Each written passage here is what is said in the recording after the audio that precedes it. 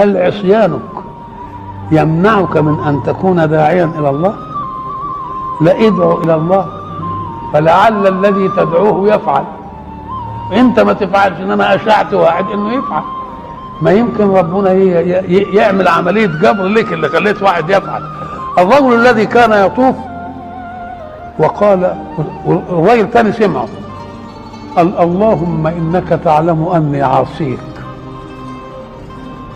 والله اقرار كويس امام ربنا، ولكني احب من يطيعك،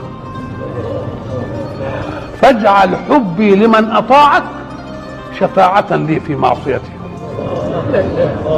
شوف حتى العاصي.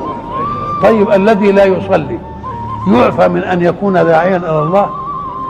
مكسل عن الصلاه، يقعد واحد ما تقوم يا تصلي، يقول له طب انت، قال له انت عمال شو قوم انت صلي، حتى ما